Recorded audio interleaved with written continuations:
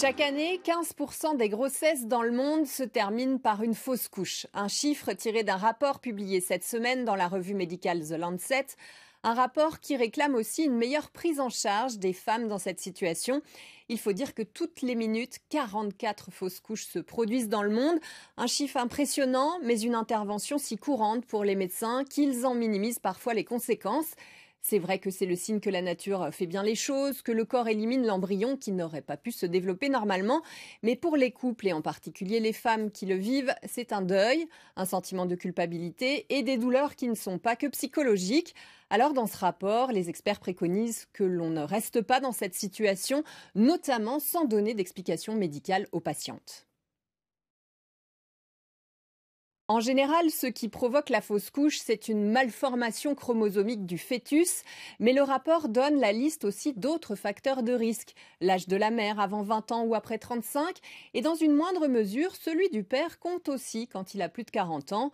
L'indice de masse corporelle, s'il est trop faible ou trop élevé, la consommation de tabac, d'alcool, surtout pendant la grossesse, le travail de nuit, l'exposition à la pollution de l'air et aux pesticides ont aussi été identifiés. Alors cela concerne les fausses couches qui se déroulent dans le premier trimestre de grossesse et qui vont toucher une femme sur 10.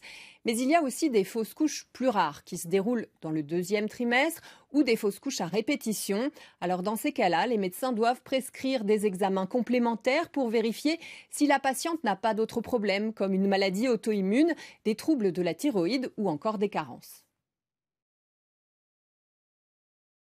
Pour mieux traiter la question, les auteurs de ce rapport réclament un meilleur soutien psychologique des patientes, une meilleure formation du personnel soignant. Une fausse couche peut aussi être un facteur d'infection. La patiente doit comprendre les différents traitements médicamenteux ou chirurgicaux qui sont possibles. Enfin, les experts préconisent d'harmoniser le suivi des grossesses en réduisant les inégalités entre les pays, mais aussi entre le milieu urbain et rural, où il y a beaucoup moins d'appareils d'échographie. En Afrique subsaharienne, 30% des femmes en ville ont fait une échographie, alors qu'elles ne sont que 6% en zone rurale. Pour les auteurs de ce rapport, faire comme si une fausse couche c'était normal et garder le silence n'est plus une option.